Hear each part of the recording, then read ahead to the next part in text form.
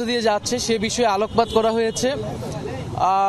Reform কমিশনের প্রধানরা তারা তাদের যেই প্রতিষ্ঠানের সংস্কার নিয়ে তারা কাজ করছে সেটার সারসংক্ষেপ বা পরিকল্পনা তারা তুলে ধরেছিলেন, এবং রাজনৈতিক দলের প্রতিনিধিরা তাদের যে দলীয় অবস্থান সংস্কার বিষয় সেটা তুলে ধরেছেন। জাতীয় নাগরিক পার্টি এনসিপির পক্ষ থেকে আমাদের যে সংস্কার বিষয়ে অবস্থান, যে আমরা মনে করি যে গণ অভ্যুত্থান পরবর্তী সময়ে যে প্রেক্ষিতে যে সরকার গঠিত হয়েছে, সংস্কার এবং বিচার তার অন্যতম কমিটমেন্ট জনগণের কাছে।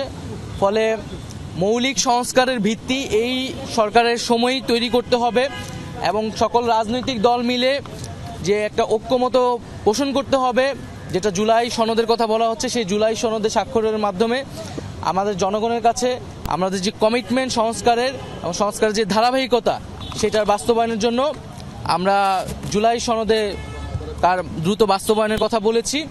এবং সংবিধান সংস্কার বিষয়ে আমাদের যে অবস্থান, যে গণপরিষদের মাধ্যমেই সংবিধান সংস্কার করতে হবে, অন্যথা পার্লামেন্টে সংবিধান সংস্কার টেকসই হবে না। বাংলাদেশের ইতিহাস থেকেও আমরা এটাই দেখতে পাই। তো আমাদের সেই দলীয় অবস্থান আমরা সংক্ষেপে বলেছি। ইউএন সেক্রেটারির জায়গা থেকে তিনি বলেছেন তিনি বাংলাদেশের রাজনৈতিক দলগুলো বা সরকার তারা যাতে নিজেরাই সমঝোতায় আসে, একটা ঐক্যমতে আসে, এবং গণতন্ত্রের যে ট্রু এসেন্স সেটাকে মাথায় রেখে যাতে আমরা একসাথে কাজ করি, একটা ইউনিটিতে আসতে পারি, এটা তিনি তার জায়গা থেকে প্রত্যাশা করেছেন। বিষয় তো কথা হয়েছে, মোটামুটি নির্বাচন নিয়ে কোনো কথা হয়েছে কিনা? যদি বিএনপি মহর্ষি মাত্র বলে গেলেন যে নির্বাচন সংস্কার একটি চলমান প্রক্রিয়া, তবে নির্বাচনের দিকে আসলে এগোতে হবে সংকট নিয়ে সবকিছুতে। আপনারা কি নির্বাচন নিয়ে কোনো কথা বলেছেন? আমরা মনে করি এবং আমরা এটাই বলেছি যে নির্বাচনকে তো আমরা সংস্কারের একটা প্রক্রিয়া হিসেবে দেখি, সংস্কারের ধারাবাহিকতা হিসেবে দেখি।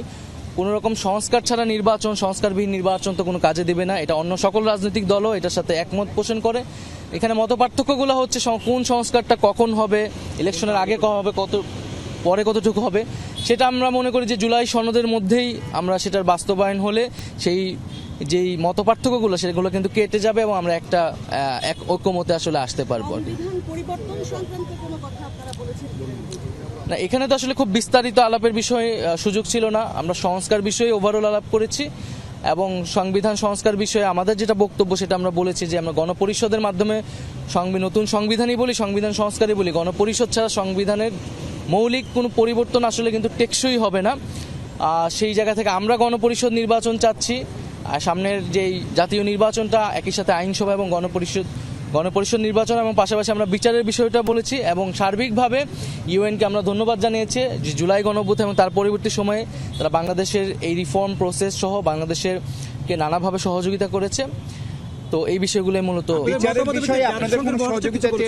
বিচারের বিষয়ে জাতিসংঘ কোনো সহযোগিতা চেয়েছেন?